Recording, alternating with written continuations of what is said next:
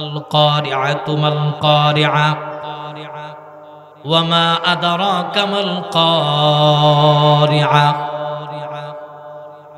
হযরত ইসরাফিল আলাইহিস সালাতু ওয়াস সালাম কে আল্লাহ তাআলা বলবেন, ইসরাফিল সিংহা ফুৎকার দাও। যেই মাত্র সিংহার মধ্যে ফুৎকার দিবে, এই পৃথিবী মানুষগুলির অবস্থা কেমন হবে, পৃথিবীর অবস্থা কেমন হবে? এই পৃথিবী লন্ডভন্ড হয়ে যাবে। এই পৃথিবীর জায়গা থাকবে না, আসমান থাকবে না, জমিন থাকবে না, চন্দ্র সূর্য লৌহ কলম কোনো কিছুই থাকবে না। আমি থাকবো না, আপনি থাকবেন না। ইসরাফিল সিংহে ফুৎকার দেওয়ার পর পরের আয়াতের ভিতরে আল্লাহ তাআলা বলেন, ওয়াতাকুনুন নাসু কাল ফারাশিল মাবসুস। আল্লাহ তাআলা পরের আয়াতে বলেন, ইয়াউমা ইয়াকুনুন নাসু কাল ফারাশিল মাবসুস। যে মানুষগুলির অবস্থা কেমন হবে? যে মানুষগুলির অবস্থা হবে তারা বিক্ষিপ্ত পতঙ্গের মতন নিক্ষিপ্ত হবে। বিক্ষিপ্ত পতঙ্গ কাকে বলা হয়? যেমন করে আমাদের বাচ্চারা রাতের অন্ধকারে শীতের রজনীতে ব্যাডমিন্টন খেলার জন্য কোর্ট বানায়, কোর্টের দুই পাশে লাইটিং এর ব্যবস্থা করে। দেখবেন জমিন থেকে তখন ছোট ছোট ছোট ছোট কিছু পোকা এসে লাইটের মধ্যে বিক্ষিপ্ত ভাবে পড়ে, একটা আরেকটার উপরে পড়ে, তারা পৃথিবী থেকে বিদায় হয়ে যায়।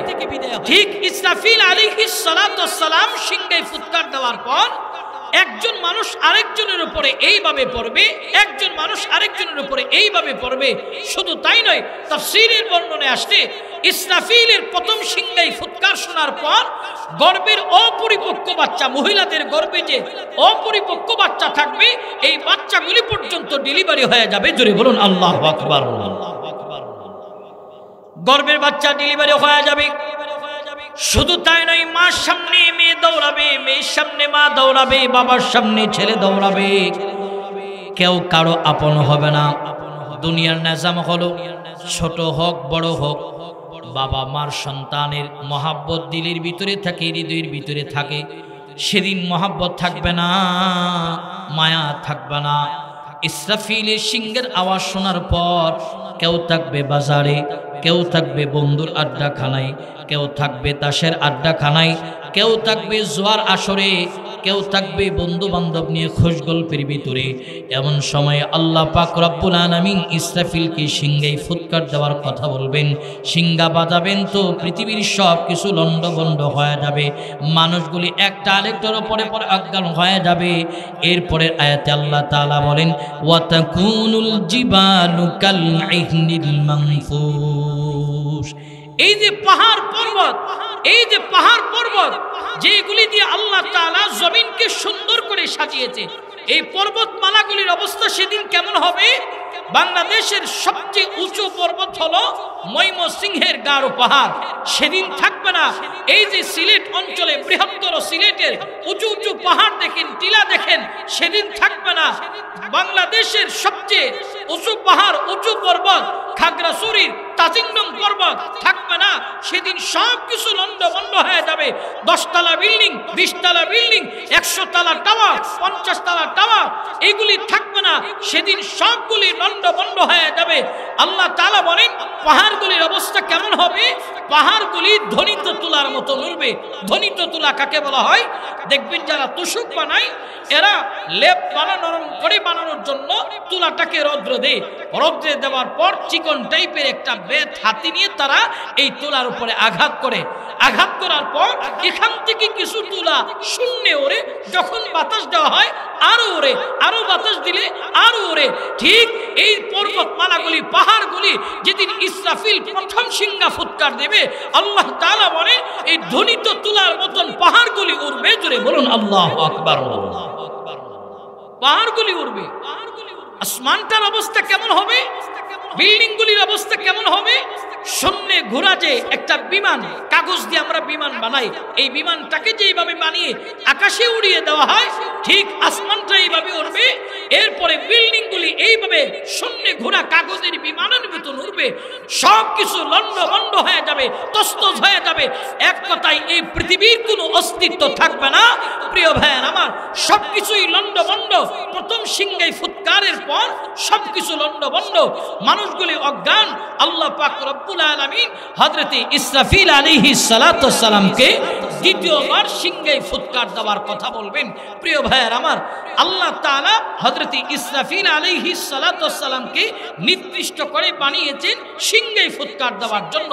এক একজন ফেরেশতার এক একটা দায়িত্ব।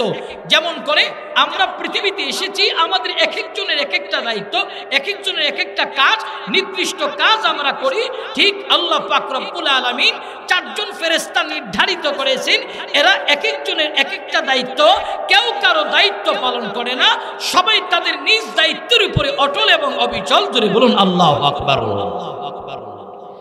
হযরত ইসরাফিলকে আল্লাহ তাআলা বানালেন সিংহে ফুৎকার দেওয়ার জন্য, আর হযরত মিকাইলকে আমার আল্লাহ বানালেন আসমান থেকে বৃষ্টি দেওয়ার জন্য। আল্লাহর আদেশে তিনি বৃষ্টি বর্ষণ করেন।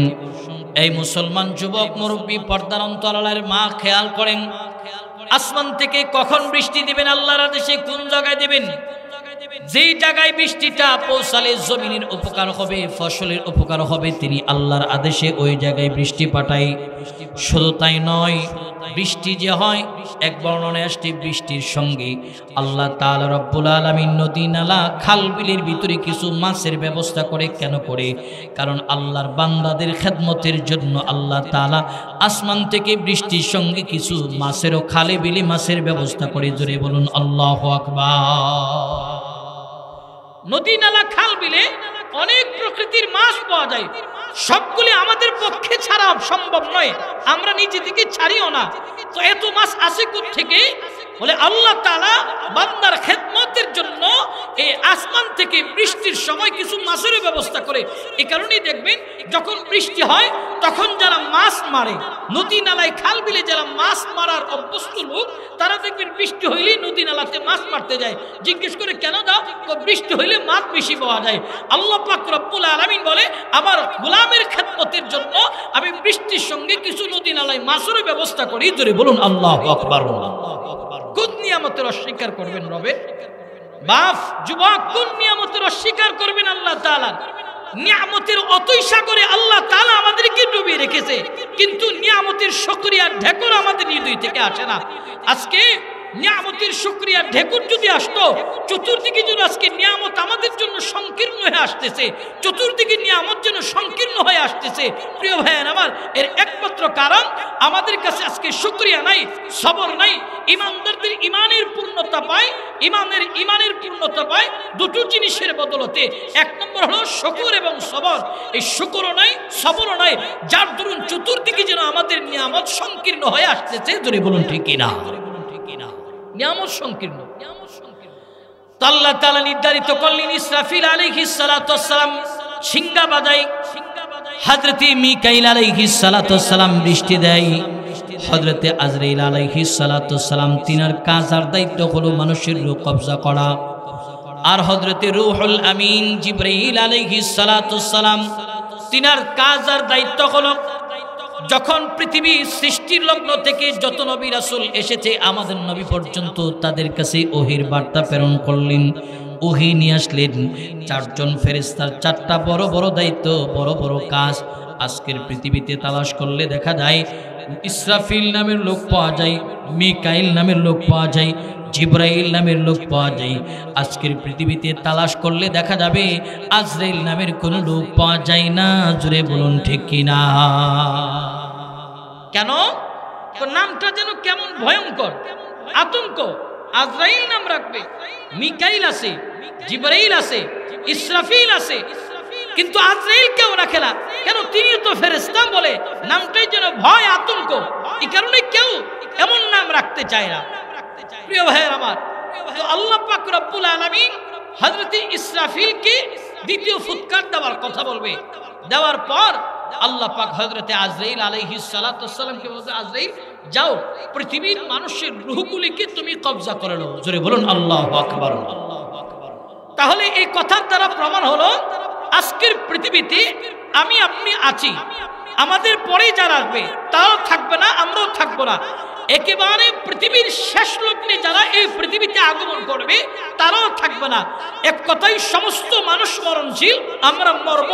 তবে মরব কখন, কোন সময় মরব, সময়টা অনিশ্চিত, মরব যে নিশ্চিত।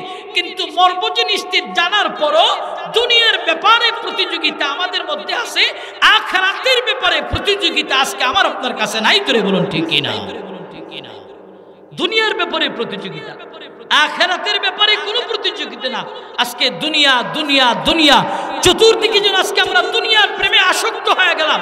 আল্লাহ রাসূল বলে শেষ জমানায় আমার উম্মত তারা 5টা কোয়ালিটি মেনটেন করে তাদের আখিরাত বরবাদ করবে, আখিরাত বরবাদ করবে।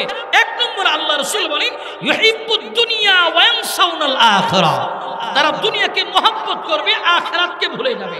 আজকে দেখেন আমাদের অবস্থা হলো দুনিয়া দুনিয়ায় ব্যস্ত। দুনিয়া কি?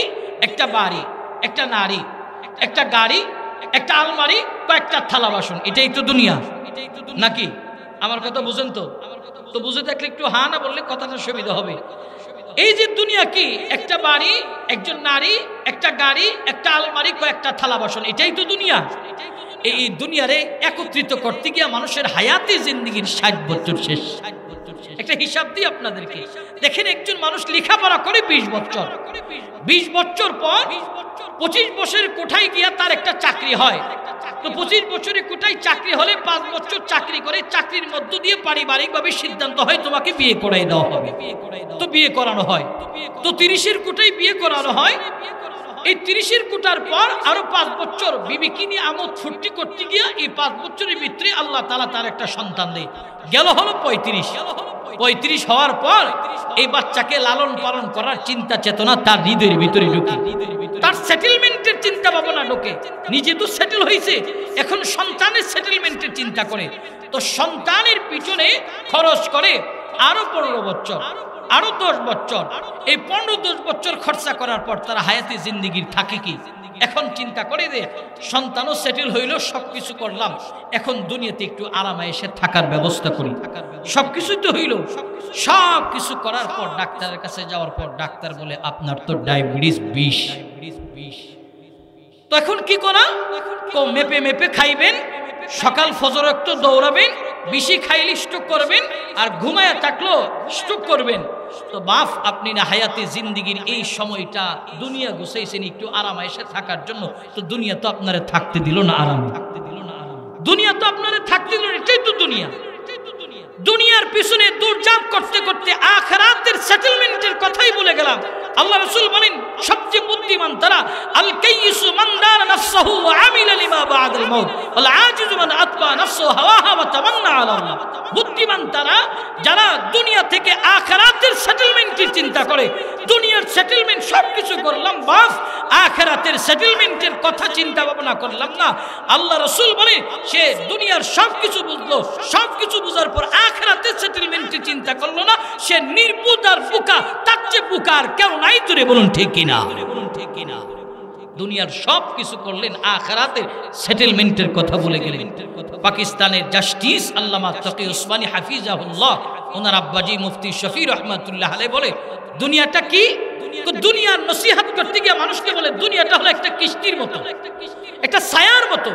ছায়া চন্দ্রিমা রজনীতে আমি আপনি যখন ঘর থেকে বের হয়, আমার আপনার দেহের ছায়াটা দেখবেন সামনে হাঁটে।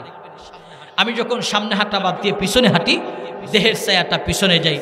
ঠিক শফি রহমাতুল্লাহ আলাইহি বলে দুনিয়া ওই রকম। দুনিয়ার পিছনে না দৌড়ে আপনি আখিরাতের পিছনে দৌড়ান, পুরা দুনিয়াকে আল্লাহ আপনার পিছনে দৌড়ায় দিবে। জোরে বলুন সুবহানাল্লাহ। জালালউদ্দিন রুমি বলেন যে দুনিয়াটা হলো একটা কিস্তির মতো। কিস্তি নৌকা যখন বানানো হয়, বানায়া এই আপনাদের নদীতে ভাসান। নদীর উপরে নৌকাটা ততক্ষণ পর্যন্ত নিরাপদ থাকে যতক্ষণ পর্যন্ত নিচে ডানে বামে তার পানি থাকে, ততক্ষণ পর্যন্ত নিরাপদ। সঙ্গত কারণে কোন শক্ত জায়গায় যদি আঘাত খেয়ে আঘাতের পর তক্তা ফেটে যায়, তক্ত ফাটার পর পানিটা যখন নৌকার ভিতরে প্রবেশ আরম্ভ করে, যেই পানিটা নৌকার জন্য জীবন ছিল, ওই পানিটা নৌকার জন্য হয় মরণ। এই পানিটা মরণ। ঠিক জালালউদ্দিন রুমি বলে দুনিয়া কামাই করো কতটুকু? যতটুকুন হলে তোমার দুনিয়ার জীবন চলে ততটুকুন, এর চেয়ে বেশি কামাই করতে গেলে 9 রে 6 বানাতে হবে, 6 রে 9 বানাতে হবে। আজকের পৃথিবীর মানুষজন এই দুনিয়া কামাই করার জন্য এই কাজটাই সবচেয়ে বেশি করতেছে। সব জায়গায় ধোঁকা, ফল বিক্রেতাদের ধোঁকা, দুধ বিক্রেতাদের ধোঁকা, মুদিমালের দোকানদারদের ধোঁকা। প্রিয় ভাইয়ের আমার, ফল বিক্রেতার কাছে যদি গিয়া বলেন সুন্দর করে সাজায় রাখছো, এই ফলগুলি আমাকে দিবা, বলে না পিছন থেকে নিবি। দুধ বিক্রেতা সাদা দুধের সাথে পানির মিশ্রণে ধোঁকা। আল্লাহ রাসূল বলে যে আমার উম্মতকে ধোঁকা দেবে সে আমার উম্মতের অন্তর্ভুক্ত নয়। মান গাশশা ফালাইসা মিন্না। রাসূল বলে যে আমার উম্মতকে ধোঁকা দিবে সে আমার উম্মতের অন্তর্ভুক্ত নয়। আজকে জন্য পৃথিবীর মানুষরা একজন আরেকজনকে ধোঁকা দিয়া এই দুনিয়া কামাই করতেছে। তো ধোঁকা দিয়া দুনিয়া কামাই করা, রাসূলেরই ধমকির শিকার হওয়া, এই অর্থটা কতটুকু আমার জন্য হালাল হচ্ছে, নিজের এবার নসিহত, তো হিসাব জিন্দেগির মিলবে। আজকে আমাদের অবস্থা যেন এই দুনিয়া নেই অবস্থা। আল্লাহ রাসূল বলেন ইউহিব্বুদ দুনিয়া ওয়া ইয়ানসাউনাল আখিরা।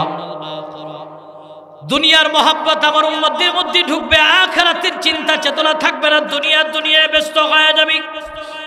অথচ নবীর সাহাবাত মাইন্দের খবর না। আল্লাহর নবীর সাহাবীরা দুনিয়ার বড় বড় বিশাল দেশের রাষ্ট্রের দায়িত্ব পাওয়ার পর দুনিয়ার লোভ নাই। এই যুবক মুরব্বী পর্দার অন্তরালের মা খেয়াল করে নাও, আল্লাহর নবী সাহাবী হযরতে আবু উবাইদা ইবনুল জাররাহ রাদিয়াল্লাহু তাআলা খবর নাও। আবু উবাইদা ইবনুল জাররাহ রাদিয়াল্লাহু তাআলা তিনি বিশাল বড় একটা রাষ্ট্রের গভর্নর। কত বড় রাষ্ট্র বলে, সিরিয়ার মতন বিশাল বড় এরিয়ার গভর্নর। আগের সিরিয়া ছিল জর্দান, লেবানন, ফিলিস্তিন, ইরাক, 4টা বড় বড় রাষ্ট্র মিলে তৎকালীন সময়ের সিরিয়া। এই সিরিয়ার গভর্নর হযরতে আবু উবাইদা ইবনুল জাররাহ রাদিয়াল্লাহু তাআলা আনহু। তৎকালীন সময়ের রাষ্ট্রপ্রধান হলো হযরত ওমর। ওমরের কাছে আবু উবাইদা গেছে, যাওয়ার পর হযরত ওমর বলেন উবাইদা তুমি তো বিশাল বড় রাষ্ট্রের গভর্নর, বলে হ্যাঁ, তোমার এলাকায় আমাকে নিয়ে যাও, বলে চলেন। পরক্ষণে আবার বলেন উবাইদা তুমি যে ঘরের ভিতরে থেকে পুরা সিরিয়া নিয়ন্ত্রণ করো, এই ঘরের ভিতরে গিয়ে একটু বাসভবনে বসবো, খোঁজ গল্প করবো। আবু উবাইদা চোখের পানি ছেড়ে দিয়ে বলেন ওমর আপনি আমার এলাকায় যাবেন, যেই ঘরে বসে রাষ্ট্র চালাই এই ঘরের মধ্যে আপনার মতন বিপি মেহমানকে বসানোর মতন জায়গা আমার নাই, বিছানা নাই, ফার্নিচার নাই।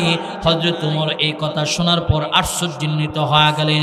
হযরত ওমর চিন্তা করলেন বোধহয় আমার সঙ্গে আবু উবাইদা মজাক করতেছে, নিয়ে যাও এই 3বার বলার পর হযরত উবাইদা বললেন ঠিক আছে চলেন। আবু উবাইদাকে নিয়ে ওমর রওনা হয়ে গেল। সিরিয়ার শহরের ভিতরে ঢুকেছে।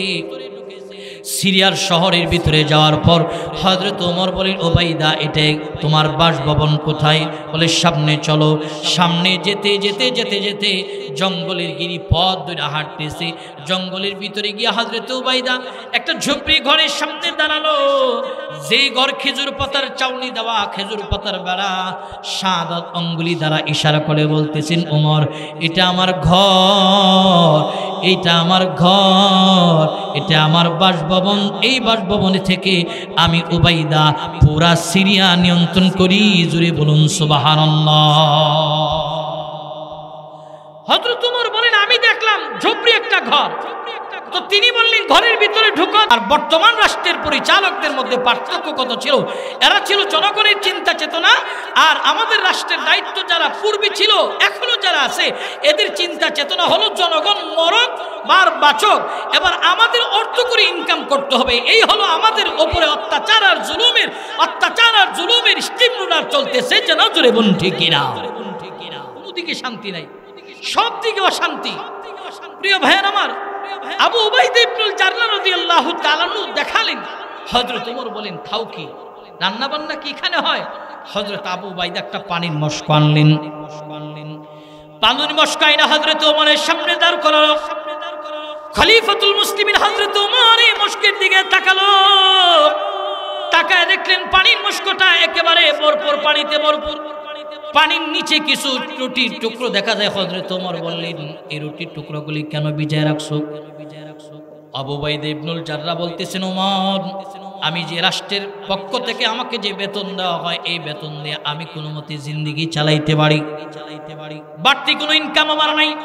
যদি বাড়তি ইনকাম থাকতো আমি ঘরের মধ্যে একজন কাজের লোক রাখতাম, আমাকে খেদমত করতো, কিন্তু কাজের লোক রাখতে পারি না। দূর থেকে একটা কাজের ভুয়াশে আমাকে বড় বড় করে রুটি বানিয়ে দেওয়া যায়। এই রুটিগুলি আমি রৌদ্রের মধ্যে শুকায়া রাখি, শুকায়া শক্ত করি, এই জন্য যেন রুটিগুলি নষ্ট না হয়। যখন আমার ক্ষুধা লাগে ওই রুটির বড় অংশ থেকে টুকরো করে করে করে করে আমি পানির মশকের মধ্যে ভিজিয়ে রাখি। এই টুকরোগুলি নরম হইলে আমি জৈতুনের তেল দিয়ে চিবিয়ে চিবিয়ে খেয়ে খেয়ে আমি আমার ক্ষুধা নিবারণ করি। জোরে বলুন সুবহানাল্লাহ। এত বড় একটা রাষ্ট্রের গভর্নর, দুনিয়ার লোক নাই, আর আমার আপনার অবস্থা হলো দুনিয়া। এই কারণেই আল্লাহ রাসূল বলেন আমার উম্মত সেজ্জ বানায় ইউহিব্বুদ দুনিয়া ওয়া ইয়ানসাউনাল আখিরাহ, দুনিয়াকে মহব্বত করবে, আখিরাত বলবে। আল্লাহ রাসূল 2 নম্বর বলেন ওয়া ইউহিব্বুনাল মাল ওয়া ইয়ানসাউনাল হিসাব, মাল সামান কামাই করবে, হিসাব ভুলে যাবে। হিসাব, সুদ খাইয়া ঘুষ খাইয়া অন্যের উপরে জুলুম অত্যাচার করে মাল শুধু বানাবে। মাল কোন দিকে আসতেছে, হালাল না হারাম, এগুলির তমিজ করবে না। আজকে তো আমরা হারামটাকেই বেছে নিলাম, হালালটাকে বেছে নিলাম না। আজকে আমরা বলি হুজুর এত দোয়া করি কবুল হয় না, এত সিজদা দিয়ে কবুল হয় না কেন, এত হাজাত নিয়ে দোয়া করি কবুল হয় না কেন? ইবাদত কবুল হওয়ার প্রথম শর্ত হলো রিজকে হালাল। রিজকে হালাল, ইবাদত কবুল হওয়ার প্রথম শর্ত হলো রিজকে হালাল। কারণ হালাল অন্বেষণ করা গুরুত্বপূর্ণ ফরজসমূহের মধ্যে একটি ফরজ। আল্লাহ রাসূল বলেন তলাবু কাসবিল হালালি ফরিদাতুন বাদাল ফরিদা, গুরুত্বপূর্ণ ফরজসমূহের মধ্যে একটি ফরজ হলো হালাল অন্বেষণ করা। আজকে তো আমরা হারামটাকেই গ্রহণ করলাম, হালাল গ্রহণ করি না। প্রিয় ভাইয়েরা আমার, যার লুকমা হালাল তার ইবাদত আল্লাহ তাআলার কাছে কবুল হয় অতি তাড়াতাড়ি। লুকমা হারাম হয়নি, ইবাদত এবং দোয়া আসমানে গিয়ে ঝুলন্ত থাকে। আমরা যখন কোনো আরজি জানাই, এই আরজিটা আসমানে গিয়ে ঝুলন্ত থাকে। ঝুলন্ত অবস্থায় থাকার পর ফেরেশতারা এটারে পেন্ডিং করে দেখে এটা হালাল কিনা, হালাল ব্যক্তির কিনা, হালাল লুকমার কিনা। যখন দেখে সম্পূর্ণ হালাল, তো আসমানে এই দোয়াটাকে ফেরেশতারা উঠায় দেয় আল্লাহর আরশে। আর যদি দেখে হালাল ব্যক্তি নয়, হালাল খানেওয়ালা নয়, তো এই দোয়াটা ঝুলন্তই থাকে। এই কারণে ইবাদত কবুল হওয়ার প্রথম শর্ত হলো রিজকে হালাল। এই কারণে হালাল কামাইয়ের ইনকামের ব্যবস্থা করতে হবে, হারাম নয়। কারণ হালাল ভাবে যারা ইনকাম করে, হালাল পথে যারা চলে, হালালের উপরেই যারা অটল থাকে, এরা দেখবেন গরম দেখাবে না, কোনো মতে এদের জিন্দেগি পরিচালনা করতে পারে যারা হালালের উপরে আছে। আর হারাম টাকা যারা ইনকাম করে, এদের দেখবেন গরম পাওয়ার অভাব নেই, খালি দইরানা মাইরালা গুম কইরালা। এই হলো হারাম যারা ইনকাম করে, এদের অবস্থা ধরে বলুন ঠিক কিনা। হারাম যারা খায় এই মালের পাওয়ার নাই, কারণ হালাল ইনকাম করলে এই মালের উপরে কোনো মতে চলা যায়। আল্লাহ রাসূল বলেন আমার উম্মত মাল সামান কামাই করবে, হিসাব বলে যাবে, হিসাব। রাসূল আমার 3 নম্বরে বলেন ওয়াইহিব্বুনাল খালকা ওয়া ইয়ানসাউনাল খালিকা, মাখলুকের পূজারী হবে আমার উম্মত সেজ্জ বানায়। সন্তান আমার কাছে মাখলুক, চাকরি আমার কাছে মাখলুক, ব্যবসা আমার কাছে মাখলুক। বলবে সন্তান যদি সৌদি আরব, সিঙ্গাপুর, দুবাই, কাতার, ইটালি, লন্ডন, আমেরিকায় না থাকতো আমি চলতে পারতাম না, আমি চলতে পারতাম না। ব্যবসা আমার কাছে মাখলুক, বলবে ব্যবসাটা যদি আমার না থাকতো আমি চলতে পারতাম না। চাকরি মাখলুক, বলবে চাকরি না থাকলে বেতন পাইতাম না, বেতন না পাইলে চলতে পারতাম না। প্রিয় ভাইয়েরা আমার, মাখলুক এই যে সবগুলির ভিতরে যত বারাকা রিজিক আছে দেয় কে? জোরে বলেন দেয় কে? মহাব্বতে জবান খুলে আওয়াজ করে মায়া লাগে একটা ডাক দেন তো, ইয়া আল্লাহ। আরো জোরে বলেন ইয়া আল্লাহ, পড়েন সুবহানাল্লাহ, আলহামদুলিল্লাহ, ওয়ালা ইলাহা ইল্লাল্লাহ, আল্লাহু আকবার। সবকিছু করে কে? হায়াতের মালিক কে? আমাদের রিজিকের মালিক কে? সন্তান দেওয়ার মালিক কে? মৃত্যু দেওয়ার মালিক কে? একচ্ছত্র ক্ষমতার মালিক কে? আন্নাল কুওয়াতা লিল্লাহি জামিআ, একচ্ছত্র ক্ষমতার মালিক কে? আল্লাহ। কিন্তু আল্লাহর উপরে ইতমিনানে কলব থাকবে না। আল্লাহ রাসূল আমার 4 নম্বরে বলেন ওয়াইহিব্বুনায যুনুবা ওয়া ইয়ানসাউনাত তাওবাতা। আল্লাহ রাসূল বলে আমার উম্মত সেজ্জ বানায়, গুনাহকে খুব মহব্বত করবে, ইস্তিগফার তওবার কথা বলে যাবে। আজকে তো আমরা গুনাহটাকে গুনাহই মনে করি না। আগের নওজওয়ানরা গুনাহ করতে গেলে আড়ালে যাইতো, আর এখন তো গুনাহ আমাদের হাতে হাতে, এখন তো গুনাহটা সহজ, হাতে হাতে। প্রিয় ভাইয়ের আমার, একজন মোবাইল আমার হাতে আছে, তার মানে পুরো বিশ্বটা আমার হাতে তুলে দেওয়া হয়েছে, পুরো বিশ্ব এখন আমার হাতে আছে, গুনাহটা আমার কাছে এখন ওপেন। আজকে গুনাহটাকে সহজ করা হলো, গুনাহ আমাদের কাছে ওপেন হয়ে গেল। প্রিয় ভাইয়ের আমার, আমাদের মুঠোফোন আমাদের যে এরকম উপকার করেছে তার চেয়ে বেশি ক্ষতি করেছে। বর্তমান বিজ্ঞান গবেষণা করলেন আমাদের পরবর্তী প্রজন্ম হবে প্রতিবন্ধী। কেন? কারণ এরা ডিভাইসের প্রতি আসক্ত। দেখেন না আমাদের আজকে, আগেকার জামানায় 5 জন ছেলে একসাথে বসলে একজন আরেকজনের সাথে তার হৃদয়ের কথা আদান প্রদান করত, আর এখন 5টা ছেলে একসাথে বসলে 5টা 5 দিকে মোবাইল চালায়, 5টা 5 দিকে মোবাইল চালায়। ওর সামনে দিয়ে চাচা যাইতেছে খবর নাই, ওর সামনে দিয়ে বাপ যাইতেছে খবর নাই, ওর সামনে দিয়ে বংশীয় মুরব্বী যাইতেছে খবর নাই। প্রিয় ভাইয়ের আমার, 5টা 5 দিকে বৈশা একটা আরেকটার গুলি দে গুলি দে গুলি দে গুলি দে, মার মার মার মার মার মার মার মার। একটা খেলে ফ্রি ফায়ার আর একটা খেলে পাবজি। প্রতিবন্ধী হওয়ার একটাই আলামত যে আজকের সন্তানেরা ডিভাইসের প্রতি আসক্ত। বর্তমান বিজ্ঞান গবেষণা করলে আমাদের পরবর্তী প্রজন্ম হবে প্রতিবন্ধী। প্রতিবন্ধী হওয়ার একটা আলামত হলো 5টা 5 দিকে মোবাইল চালায়, একটা আরেকটার দিকে কথা কয় না। এটাই তো প্রতিবন্ধী হওয়ার একটা আলামত, ধরে বলুন ঠিক কিনা? আরো কঠিন অবস্থা আমাদের। 3 বছরের বাচ্চারে খাওয়াইতে গেল মোবাইল দিতে হয়, নাটক দিতে হয়, সিনেমা দিতে হয়। আমরা মনে করি কেউ 3 বছরের বাচ্চার হাতে মোবাইল দিয়ে দিলাম তো তার ছাতার মতন নাটক দেখতেছে, সিনেমা দেখতেছে, আমি আমার মতন কাজ করতেছি, মনে করতেছি আমি বেঁচে গেলাম। না, আমি বেঁচে যাই নাই, বরং আমি ক্ষতির মুখে পড়লাম। কেমন ক্ষতি? এই 3 বছরের গাদা বাচ্চারে মোবাইল দিয়ে খাওয়াইতে হয়, ঘুম পাড়াইতে হয়, সবকিছু করতে হয়। সে যদি 20 বছর হয় তখন তার হাতে দামি ফোন যদি না দেওয়া হয় তো আমাকে মারতে আসবে, ধরতে আসবে, কাটতে আসবে। পৃথিবীর পরিবেশ তো আমাদের সামনে এটাই শিক্ষা দিতেছে। আজকে একজন ছেলেকে মোবাইল চালাইতে বাধা দিতে গেলে বাবার উপরে আক্রমণ করতে যায়, মায়ের উপরে আক্রমণ করতে যায়, ভাইয়ের উপরে আক্রমণ করতে যায়। এর একমাত্র কারণ ওই যে 3 বছর বয়সে তার আদর করে মোবাইল দিয়ে খাওয়াইছেন, আদর করে মোবাইল দিয়ে ঘুম পাড়াইছেন। এই মোবাইলে আমাদের সামনে পরবর্তী প্রজন্ম আমাকে মারতে আসে। এটা আমার আপনার কারণে হয়, ধরে বলুন ঠিক কিনা? আরো কঠিন অবস্থা, স্বামী আর স্ত্রীর মহাব্বতের ভালোবাসার বন্ধনটাকে মোবাইল আলাক আলাক করছে।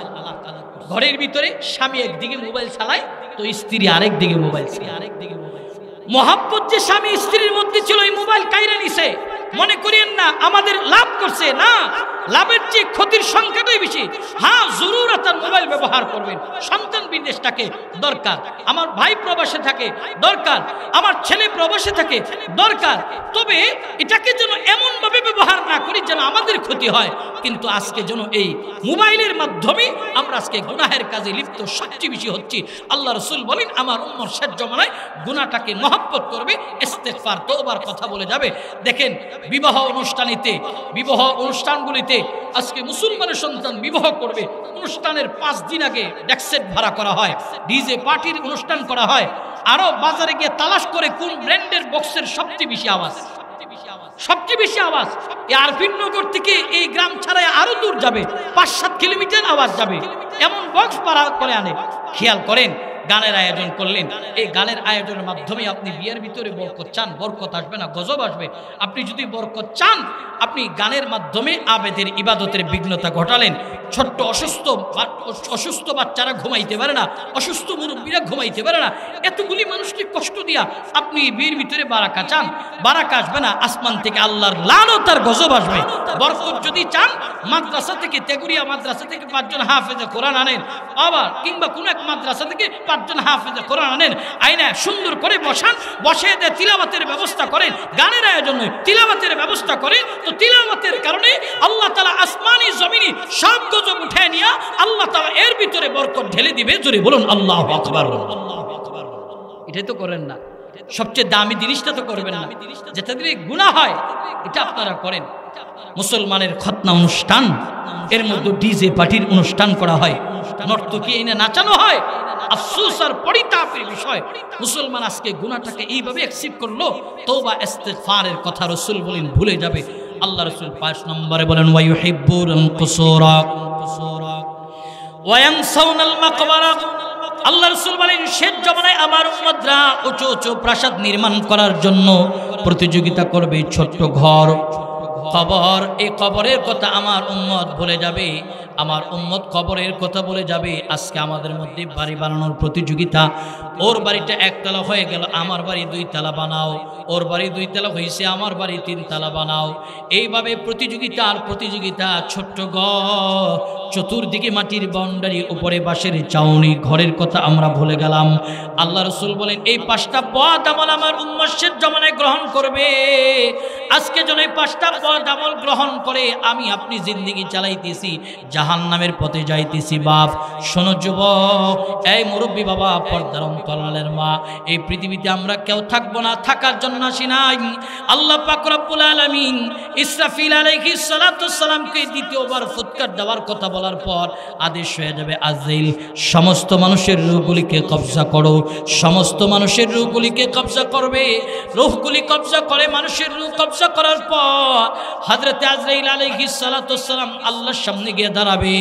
আল্লাহ বলেন, আজরাইল আর কি পৃথিবীতে বাকি আছে? আখবিরিনি মাইয়া বাকা, আজকের পৃথিবীতে আর কারা কারা বাকি আছে? বলবে আল্লাহ মানুষের রূহ কবজা করা হলো, এখন জিন্নাতরা বাকি আছে। আল্লাহ তাআলা বলবেন জিন্নাতদের রূহগুলি কবজা করে আলাও, কারণ আল্লাহ তাআলা বলেন ওয়ামা খালাকতুল জিন্না ওয়াল ইনসা ইল্লা লিয়াবুদুন, আমি আল্লাহ মানুষ এবং জিনদেরকে বানিয়েছি আমি আল্লাহর ইবাদত করার জন্য। আমরা যে রকম করে রমাদানুল কারিমে রোজা রাখি, জিন্নাত রোজা রাখে, আমরা যে রকম করে নামাজ পড়ি, জিন্নাত নামাজ পড়ে, আমরা যে রকম করে হজ করি, জিন্নাত হজ করে, আমরা যে রকম করে যাকাত আদায় করি, জিন্নাত যাকাত আদায় করে। তবে আল্লাহ তাআলা বানানোর ক্ষেত্রে পার্থক্য করেছে। জিন্নাত হলে জিসমুন নার, আর আগুনের তৈরি, আর আগুনের তৈরি যারা এরা বিভিন্ন স্বরূপ ধারণ করতে পারে, মানুষের রূপ ধারণ করতে পারে, কুকুরের রূপ ধারণ করতে পারে, শকুরের রূপ ধারণ করতে পারে, কাকের রূপ ধারণ করতে পারে। তবে এক বর্ণনা এসেছে জিন্নাতরা সবচেয়ে যে বেশি রূপ ধারণ করে সেটা হলো বিড়ালের রূপ, কুকুরের রূপ। অতএব অনেক মানুষ আছে আমরা রাত্রের বেলা পথ চলতে গিয়ে কুকুর দেখে আতঙ্কিত হয়, ভয় পায়, বিড়াল দেখে আতঙ্কিত হয়, ভয় পায়। বিড়াল এবং কুকুর রাত্রেবেলা দেখার পর ভয় নয়, আতঙ্কিত নয়, স্টেট ফর দাঁড়ায় পড়বো লা হাওলা ওয়ালা কুওয়াতা ইল্লা বিল্লাহিল আলিয়্যিল আযীম। আমরা তাকবীর দেই, নারায়ে তাকবীর, ঈমানের আওয়াজ দেই, নারায়ে তাকবীর। প্রধান অতিথির আগমন, নারায়ে তাকবীর। মুফতি শাহিদুর রহমান মাহমুদাবাদী হুজুরের আগমন, নারায়ে তাকবীর। প্রিয় ভাইয়ের আমার, হযরত চলে আসছে। যে কথাটা বলতেছিলাম যে সবচেয়ে বিড়ালের রূপ ধারণ করে, এ কারণে বিড়াল দেখলে ভয় নয়, ওই জায়গায় দাঁড়ায় পড়বেন লা হাওলা ওয়ালা কুওয়াতা ইল্লা বিল্লাহিল আলিয়্যিল আযীম। প্রিয় ভাইয়ের আমার, কারণ এরা জিন্নাতদের রূপ ধারণ করতে পারে। এই কারণে আমাদের ঘরের পুরুষদেরকে যে এরকম জিন্নাতরা আসর করে, তার চেয়ে বেশি নারীদেরকে আসর করে। কি কারণ? কারণ আমাদের ঘরের নারীরা রাত্রের বেলা আমরা যে জুটা জাতীয় খাবারগুলি খাওয়ার পর রাখি, এই খাবারগুলি তারা পানিতে রেখে নষ্ট করে ফেলে। এই খাবারগুলি হলো জিন্নাতদের খাবার। আল্লাহ তাআলা এই জুটার মধ্যে জিন্নাতদের রিজিকের ব্যবস্থা রাখছে। নারীরা এই জুটা জাতীয় খাবার নষ্ট করার কারণে এদেরকে জিন্নাতরা সবচেয়ে বেশি আসর করে। এই কারণে নারীদের বলবো যেন এই জুটা জাতীয় খাবার নষ্ট না করে। আমাদেরও একটা জিনিস মেনটেন করে চলতে হবে, সেটা হলো অনেক ক্ষেত্রে দেখা যায় পথ চলতেছি, ইস্তেনজার জরুরত হয়েছে তো আমরা গাছের ছায়ার তলে বসে প্রস্রাব করে দিই, রাস্তার পাশে বসে প্রস্রাব করে দিই। না, এটা জিন্নাতদের চলাচলের রাস্তা হতে পারে, জিন্নাতদের আরামের জায়গা হতে পারে। এই কারণে নির্দিষ্ট জায়গায় প্রস্রাব করার চেষ্টা করবেন। আল্লাহ পাক রব্বুল আলামিন যা কথা বলছে, অগোছানো কথা, এলোমেলো কথা, সব কথার মূল খুলাসা কালাম হলো এই পৃথিবীতে আমরা কেউ থাকবো না। তো হায়াতে জিন্দিগিকে এইভাবেই সাজাতে হবে বা যেন জিন্দিগি আল্লাহ তাআলার কাছে দামি বনা যায়। আল্লাহ পাক রব্বুল আলামিন আমাদেরকে কবুল করুক, সকলে বলুন আমিন। এই আয়োজনকে আল্লাহ পাক কবুল করুক, সকলে বলুন আমিন। এই আয়োজনের পিছনে যাদের মেহনত অর্থ করি আছে, আল্লাহ পাক সকলকে দুনিয়া বিজাজা আখিরাত বিজাজা দান করুক। আল্লাহ পাক রব্বুল আলামিন সম্মেলনকে উসিলা করিয়া এই এলাকার জিন্দা মুর্দা সকলকে মাফ করে দেখ, সকলে বলুন আমিন।